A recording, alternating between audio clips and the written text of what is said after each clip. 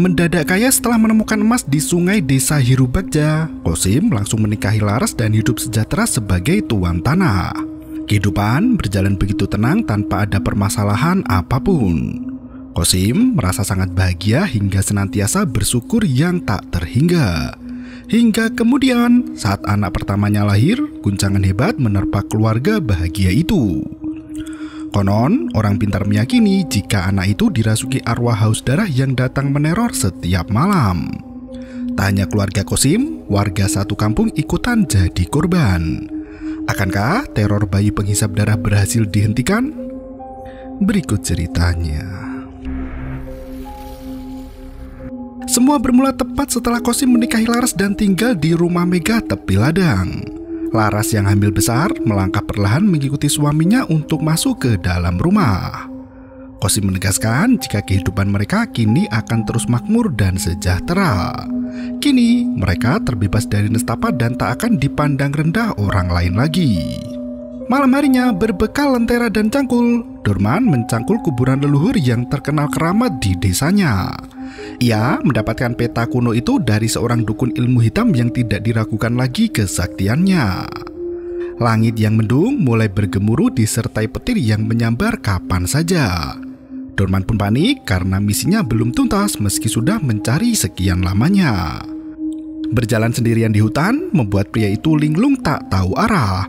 Tak sengaja kaki Dorman menginjak gundukan tanah di mana batu nisan tertancap tepat di depan mata.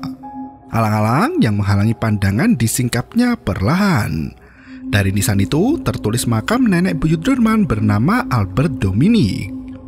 Leluhur Dorman itu terkenal sebagai penguasa kejam dari bangsa Portugis. Dorman langsung menggali kubur itu dan membawa tengkoraknya untuk dijadikan pusaka persembahan iblis. Di rumah, Dorman mempraktekkan ilmu sihir dengan menggunakan darah ayam sebagai media. Darah itu dikucurkan ke atas tengkorak leluhur dan sisanya dimasukkan ke dalam gerabah dengan tutup kain jarik. Setelah merapalkan mantra, dari dalam gerabah itu muncul lembaran uang kertas yang tak terhingga. Dorman kegirangan menggenggam ratusan uang lembaran itu. Sayangnya, semua hanya bersifat sementara. Uang di tangannya pun berubah menjadi dedaunan kering yang berlumuran darah. Suara kakek Portugis terdengar menggema di telinga Dorman. Sang leluhur meminta tumbal nyawa jika Dorman memang haus kekayaan. Tanpa pikir panjang, pria muda itu langsung menyanggupi permintaan setan dan memulai misi baru untuk mencarikan tumbal.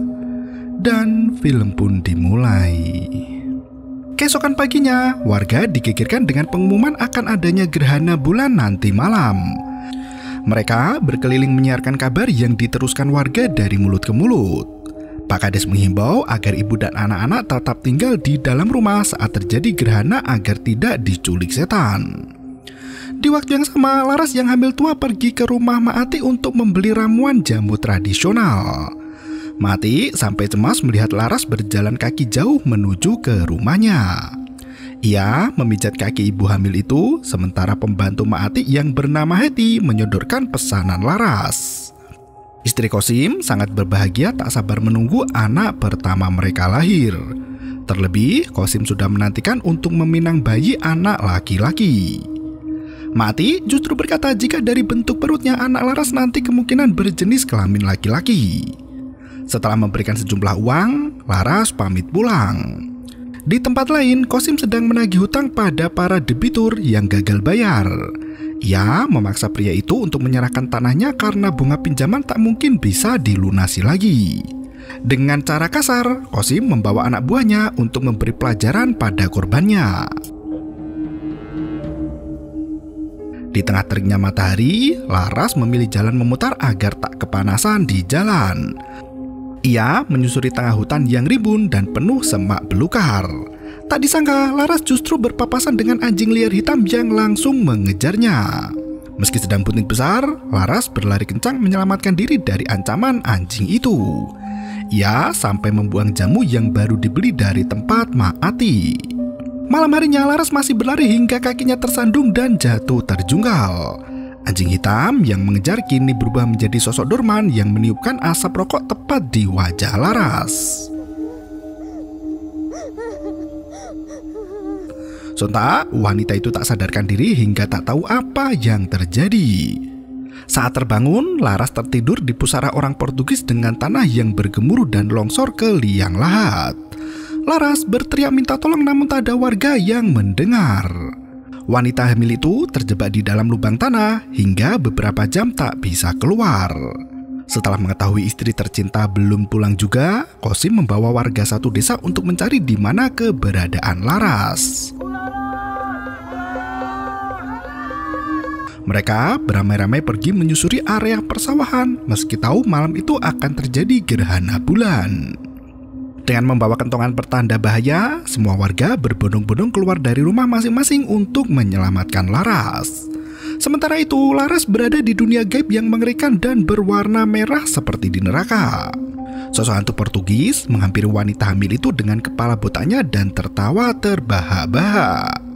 Laras hanya bisa menangis di bawah pohon sembari berteriak agar iblis itu tidak mendekati dirinya.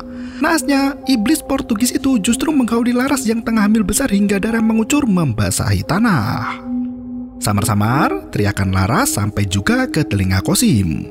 Nyaringnya suara jangkrik tak bisa mengalahkan teriakan Laras yang mengerang kesakitan. Qasim berlari menuju ke tengah hutan bersama para warga yang sigap membela. Saat ditemukan, Laras sudah terkapar tak berdaya dan terus merengek kesakitan.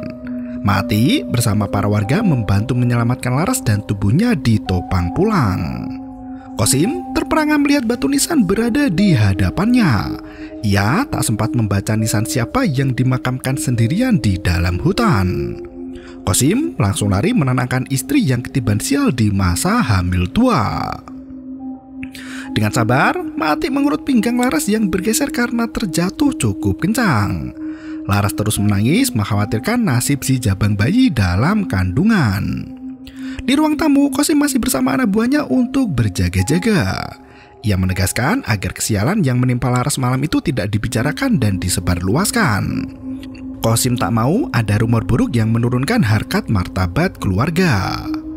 Mati menyadari jika rasa sakit yang dialami Laras bukan sekedar jatuh biasa. Dengan dupa dan kembang, Mati membacakan mantra dan kembali mengurut pinggang Laras. Suara teriakan Laras yang kesakitan pun terdengar semakin kencang hingga membuat Qasim panik melihatnya. Mati meminta Hetty untuk menyiapkan air panas ke dalam baskom. Rupanya Laras sudah akan melahirkan anak pertama. Meski ikut panik, Qasim tetap sabar mendampingi istri tercinta hingga proses persalinan usai. Anehnya, bayi yang dilahirkan Laras terkurung dalam selimut daging kemerahan. Warga desa yang melakukan ronda berjalan sembari memukul kentongan mengabarkan jika sedang terjadi gerhana. Mati kembali meminta bantuan Hetty untuk membawa anak itu ke belakang rumah dan ditutupi dengan kain agar wajahnya tidak belang terkena gerhana. Bayi itu diletakkan di atas meja dan ditinggal sebentar untuk memberikan air panas ke kamar Laras. Tanpa diketahui, gerhana bulan yang melintasi keranjang bayi itu berhenti bergerak dan kain penutup tersingkap. Tangan mungil si jabang bayi menunjukkan eksistensinya di dunia fana. Waktu itu, Dorman masih terus mengejar kekayaan duniawi dan bercengkrama dengan arwah leluhur. Ia menagih janji leluhur yang bisa memberikan kemuliaan di kehidupan seterusnya. Hetty yang berjalan kembali ke dapur sangat panik melihat anak Laras tak ada di keranjang.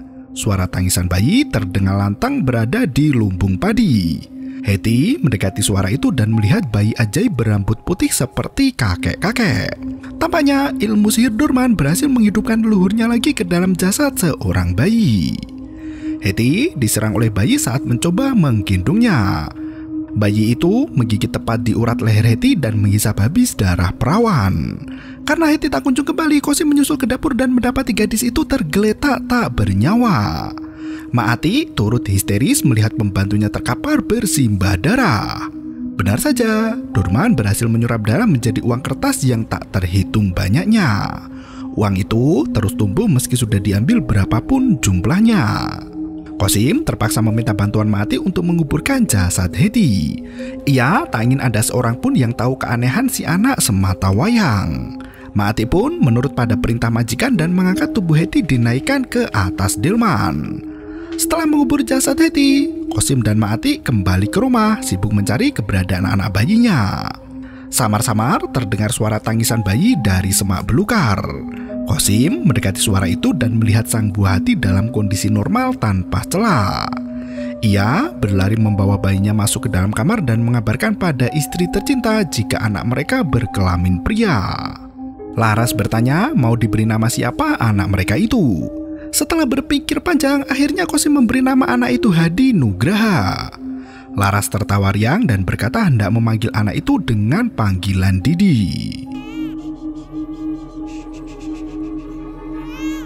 7 tahun kemudian, Qasim Nugraha mencalonkan diri sebagai kepala desa yang baru agar bisa berkontribusi lebih pada rakyatnya.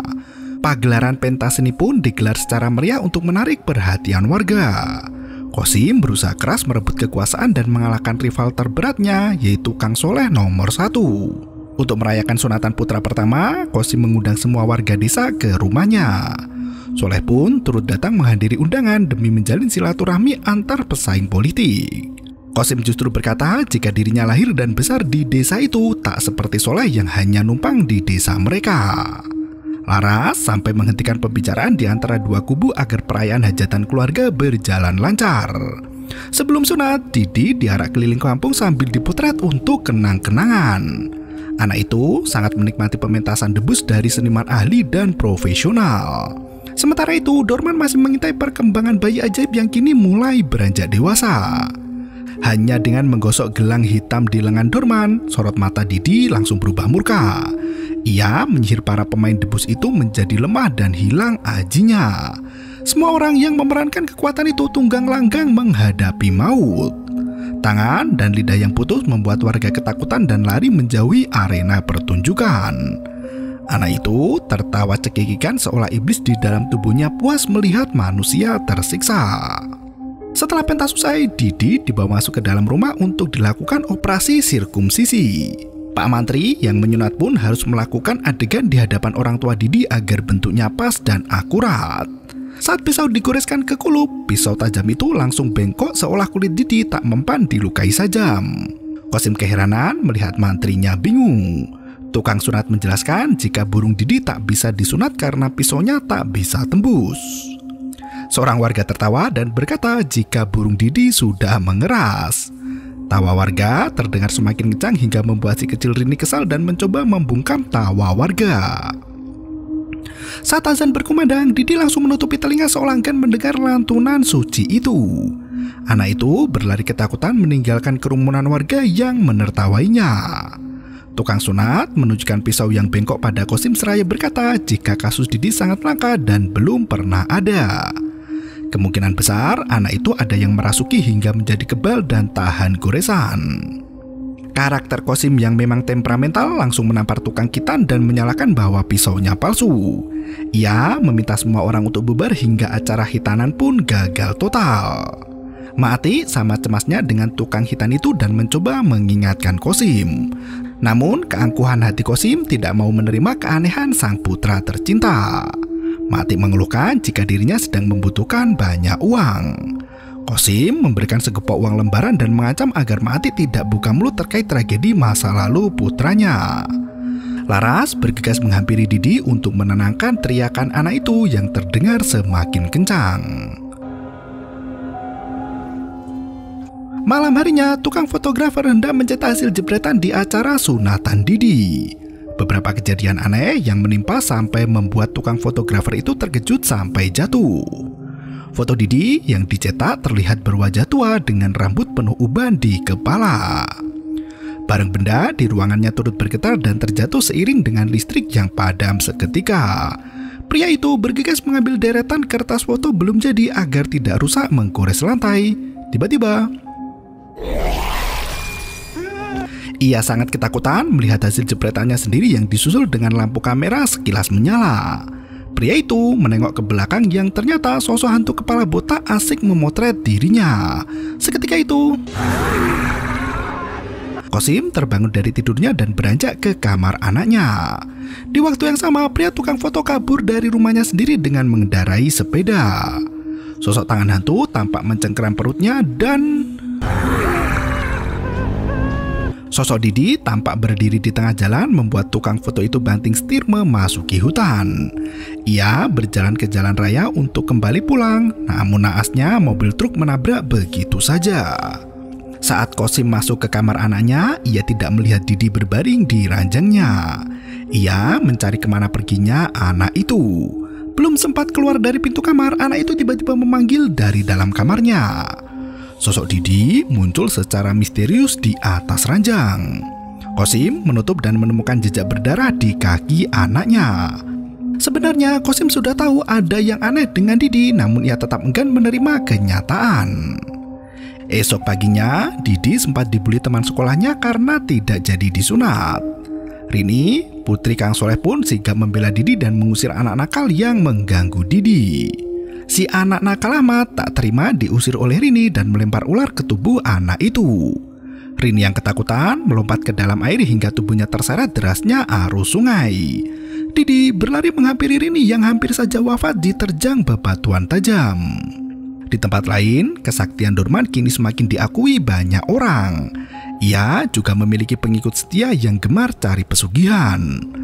Sayangnya, beberapa tempat pertapa sudah ditutup aparat desa atas mandat dari sang kepala desa. Dorman langsung murka dan berlari masuk rumah menuju ke altar pemujaan setan.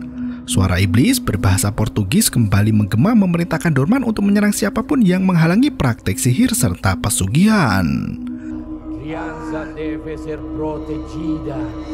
Leluhur Dorman itu meminta agar Didi tetap menjadi inangnya karena iblis tak bisa berbuat jahat kecuali melalui jasad manusia.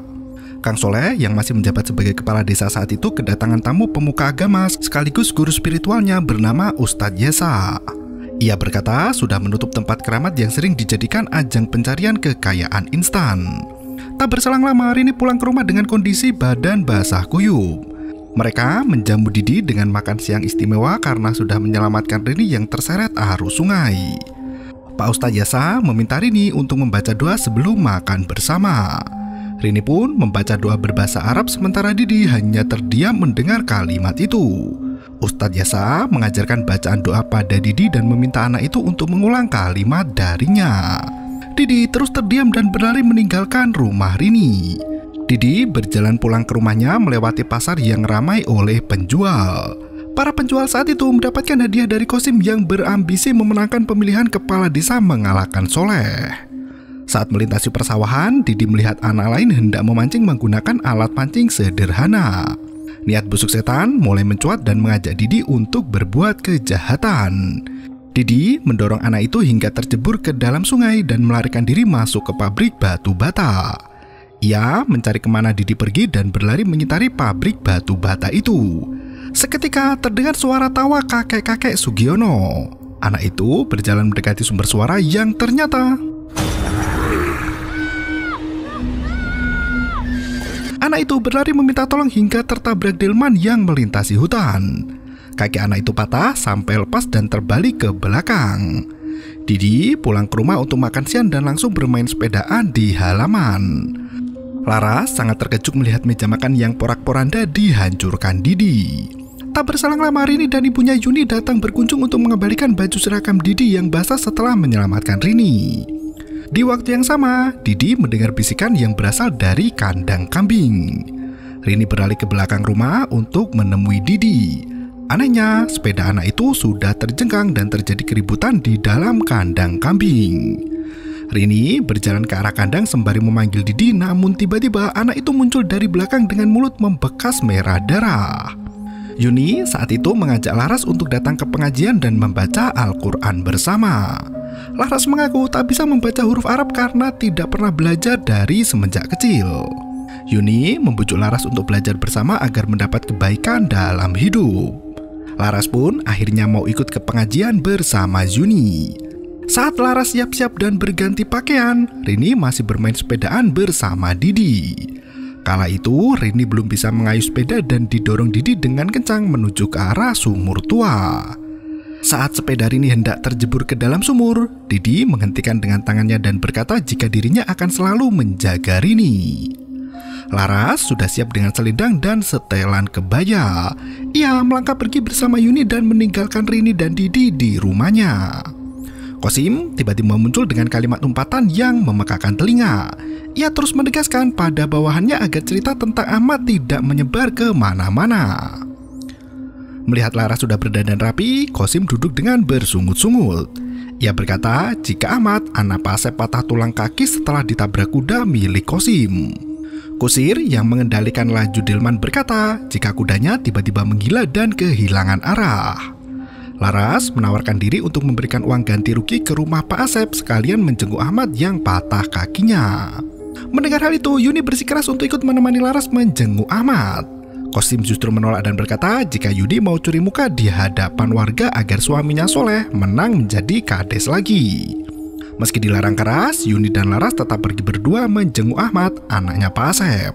Anak itu menangis kesakitan sembari berkata jika Didi berubah menjadi setan.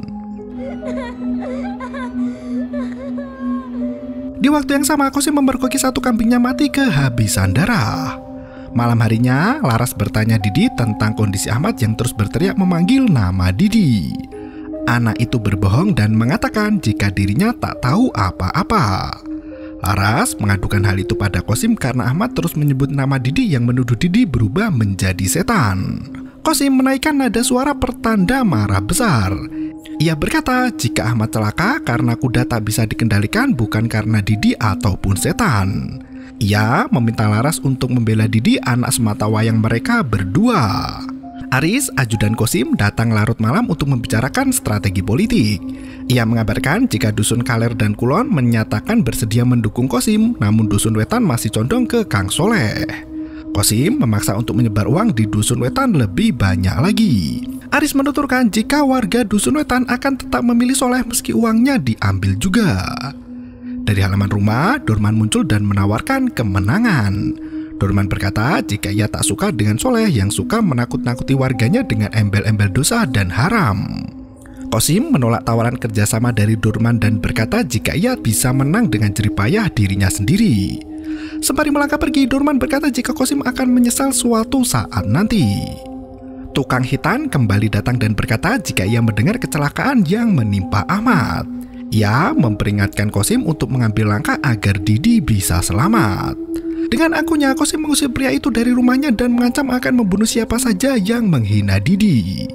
Sepulang menjenguk Ahmad, Laras mendapat catatan doa berbahasa Arab dari Yuni. Yuni meminta Laras untuk membacakan doa itu di dekat Didi agar setan di tubuh anaknya pergi. Laras mendekati Didi namun anak itu menunjukkan gambar yang ia buat sendiri. Laras sampai lupa dengan doa itu karena mengagumi keindahan lukisan Didi.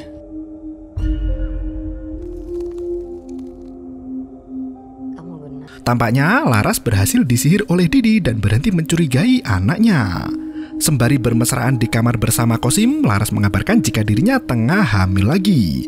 Ia berkata sudah 2 bulan tidak datang bulan.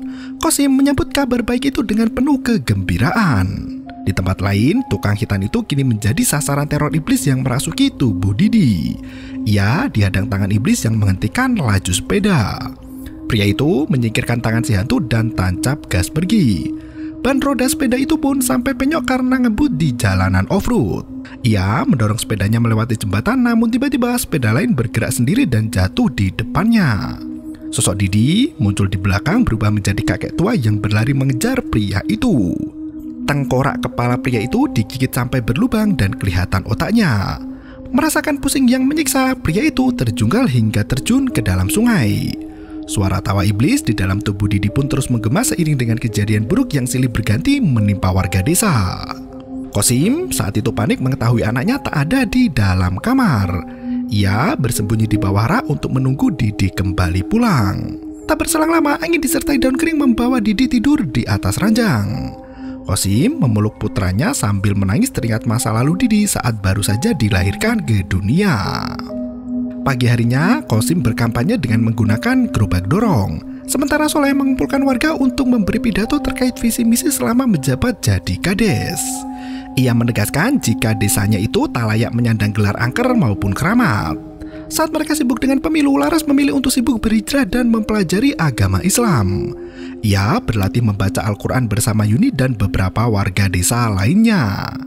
Dorman sengaja mendengar pidato dari Soleh dan menyisipkan buhul mantra di masakan warga. Tak berselang lama, Yuni membawa penduduk baru bernama Wati yang bekerja sebagai bidan. Yuni meminta Laras untuk memeriksakan kehamilannya pada bidan Wati. Di waktu yang sama, Rini bercengkrama dengan Didi membicarakan calon adik Didi dalam perut Laras. Didi malah berkata jika ia tidak suka memiliki seorang adik. Ahmad yang patah kaki ketakutan melihat Didi dan langsung putar balik untuk pulang ke rumahnya. Didi lari pulang menemui ibunya dan langsung mengurung diri di dalam kamar. Didi seolah marah karena ibunya hamil anak kedua. Malam harinya, Ustadz Yasa makan bersama keluarga Soleh setelah mengisi pengajian di rumah mereka. Yuni langsung menyajikan makanan yang diberikan warga yang sudah dimantrai oleh Dorman. Saat hendak makan, Ustadz Yasa bisa merasakan ada jin yang hinggap di atas makan makanan itu. Ia pun terus membacakan doa hingga serangan doa itu sampai ke pembuat mantra, yaitu Dukun Dorman. Kelabang besar mencuat dari masakan yang terlihat lezat hingga membuat Yuni dan Rini ketakutan. Ustadz Yasa membuang kelabang itu keluar jendela dan meledak menjadi buih api. Kelabang itu kembali kepada pengirimnya dan keluar dari mulut Dorman dalam kondisi hidup. Pak Yasa menyarankan agar Soleh lebih hati-hati karena semakin dekat hari pemilihan akan makin banyak orang jahat yang ingin mencelakainya. Di malam yang semakin larut, Dorman kembali menjampi-jampi Kang Soleh menggunakan foto yang disebar untuk pemilu. Seketika angin berhembus kencang hingga membuat jendela kamar ini terbelalak. Anak itu membawa lilin untuk memeriksa dan melihat Didi melesat pergi entah kemana. Seluruh isi rumah Rini dipenuhi dengan badai topan di mana jendela dan pintu bergetar karena tersapu angin kencang. Didi! Kosim yang melamun langsung beranjak melihat Laras memegang mukena. Istrinya itu berkata sedang gundah gulana dan ingin melakukan ibadah untuk menenangkan diri. Sosok Didi berubah menjadi iblis berkat mantra yang dirapalkan Dorman. Ia menyasar Soleh yang masih tidur pulas di samping istrinya. Iblis itu memutar-mutar kepalanya sendiri memanggil nama Soleh berulang kali. Rini mendekati Didi tanpa rasa takut dan mencoba menyadarkannya dari kerasukan setan. Didi kembali ke wajah aslinya namun lari ngibrit karena malu kepergok menjadi setan. Foto wajah Soleh tidak bisa dibakar menjadi pertanda jika serangan Dorman kali ini gagal total. Pagi harinya Rini bercerita pada sang ayah jika semalam Didi datang ke rumah mereka dan membuat keributan. Rini juga mengungkapkan jika kepala Didi berubah menjadi tua dengan rambut putih beruban-uban. Soleh dan Pak Yasa mendengarkan dengan seksama setiap cerita kesaksian Rini terkait kejadian tadi malam. Pak Yasa mengungkapkan jika iblis yang merasuki Didi kemungkinan besar adalah jelmaan arwah keturunan berdarah Portugis yang mewarisi kekayaan leluhur di desa mereka itu, yaitu Albert Dominic. Dengan kekayaan yang dimiliki, Albert sering menyiksa warga pribumi yang menentang aturan darinya. Tak hanya itu, ia juga memperkosa gadis-gadis dan menyantap otak monyet mentah-mentah. Warga desa bersiasat untuk melakukan pemberontakan dan menghukum Albert dengan mengikat tangan dan kakinya lalu ditarik ke 4 arah berbeda menggunakan kuda. Pria tua itu hanya mampu menjerit kesakitan seiring tangan dan kakinya lepas dari tulangnya. Ustadz Yasa menegaskan jika di desa hanya ada satu orang yang bisa berkomunikasi dengan arwah Albert, yaitu garis keturunannya sendiri, Dorman. Pria itu menggunakan tubuh Didi untuk menghidupkan amarah kelam Albert dan membalas dendam pada semua warga desa yang dulu pernah mengeksekusi dirinya. Dorman adalah salah satunya keturunan haram Albert yang gemar memperkosa gadis pribumi. Pak Yasa mengaku pernah berguru ilmu putih bersama Dorman. Namun Dorman menyelewengkan ilmu putih demi kepentingan kelam. Kedatangan Pak Yasa ke desa bukan hanya untuk menyiarkan agama Islam, namun juga untuk menghentikan angkara murka yang disebabkan oleh nafsu bejat Dorman. Di tempat lain, Kosim pagi-pagi sudah menutup pintu rumah agar tidak keluyuran tiap malam.